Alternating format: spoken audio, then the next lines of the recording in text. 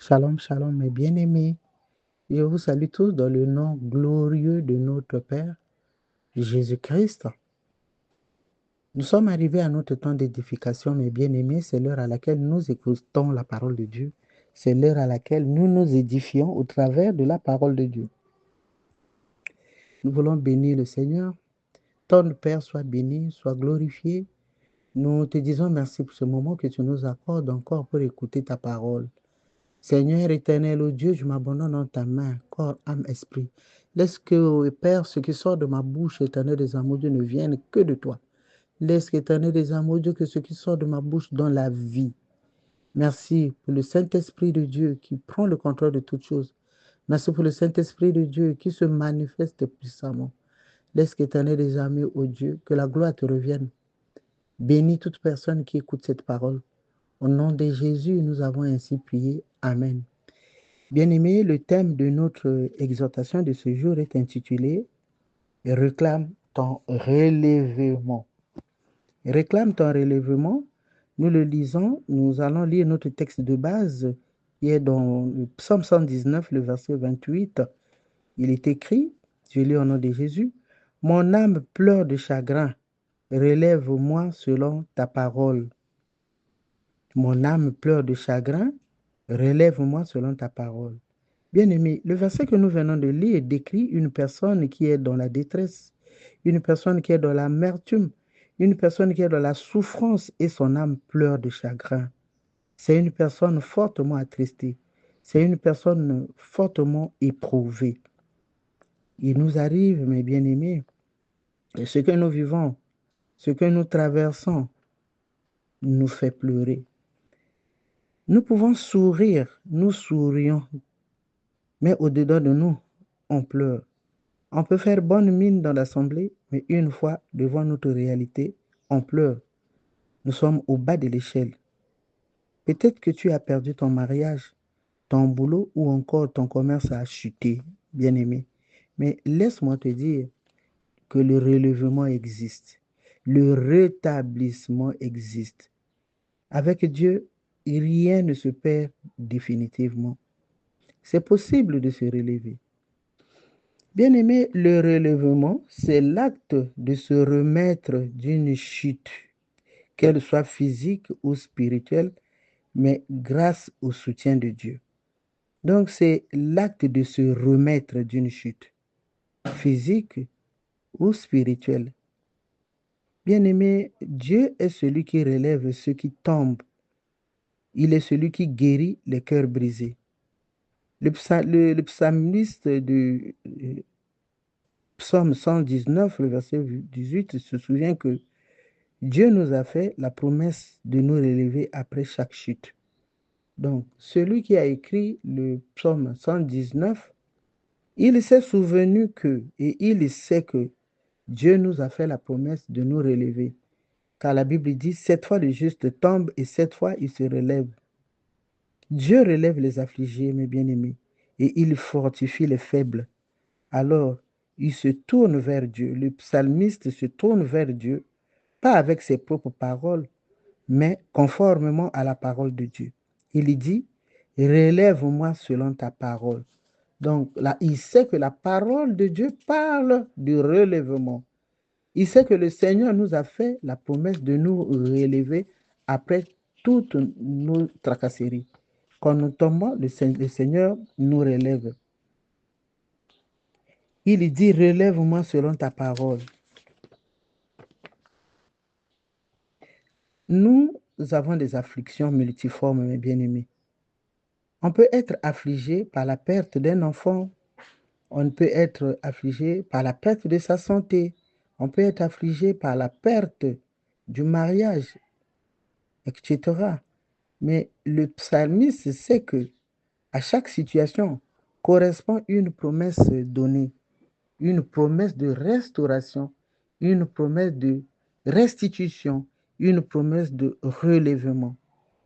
Nous allons réclamer le relèvement chacun en ce qui le concerne, mais en nous appuyant sur la parole de Dieu, pas avec nos propres paroles, mais en nous appuyant sur chacune des promesses faites par Dieu. Parce qu'à chacune des situations correspond une promesse de relèvement, une promesse que Dieu a faite.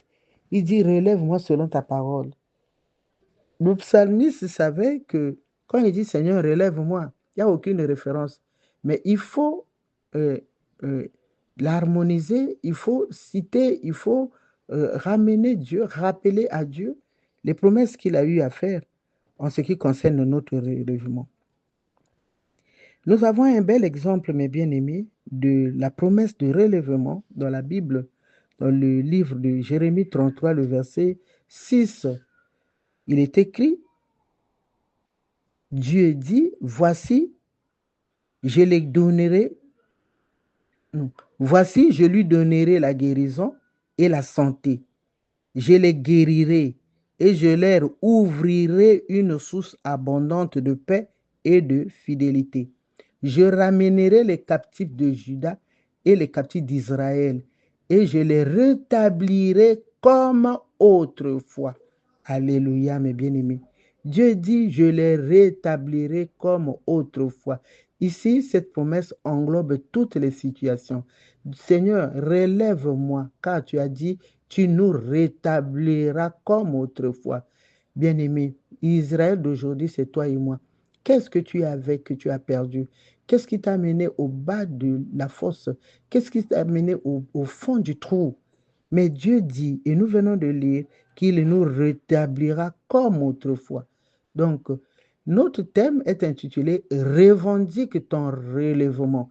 Nous allons revendiquer notre relèvement conformément à la parole de Dieu, conformément à ce que Dieu a dit.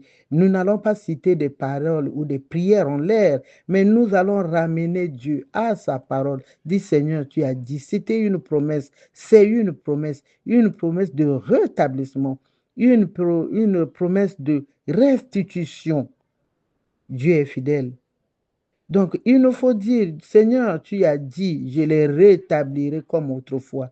Donc, autrefois, j'étais dans la joie, j'avais un bon mariage, j'avais un bon travail, j'avais une promotion, mais je sais une chose, que le juste tombe et se relève. Je sais une chose, Dieu nous a promis de nous rétablir comme autrefois. Alors, je revendique mon relèvement, je dis, relève-moi. Cela signifie que tu étais élevé, mes bien-aimés, quand on dit relève-moi, parce qu'il y a lève et re. Donc, cela veut dire que tu étais élevé et tu es tombé.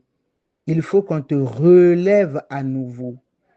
Bien-aimé, il y a quelque chose qui me vient à l'esprit. Qu'on nous dit que je les rétablirai comme autrefois. Mais sachant aussi que Dieu a dit que la gloire de la deuxième maison sera plus grande que celle de la première. Le Seigneur peut te rétablir comme autrefois. Le Seigneur peut également te rétablir plus qu'autrefois. Donc, ne nous laissons pas abattre par des situations qui nous arrivent, mais on revendique le relèvement parce que c'est une promesse de Dieu. Bien-aimé, la parole de Dieu est la vérité. Il dit dans Nombre 23, 19, ce qu'il a dit, ne le ferait-il pas? Ce qu'il a déclaré, ne l'exécuterait-il pas? Ne l'exécuterait-il pas? Donc Dieu ne ment pas. Ce qu'il a dit, je n'ai cité que deux promesses, mais il y en a beaucoup, il y en a plusieurs que tu connais, mes bien-aimés. Et nous allons revendiquer notre rétablissement, notre relèvement, parce que c'est une promesse de Dieu. Bien-aimé, sachant que Dieu est fidèle.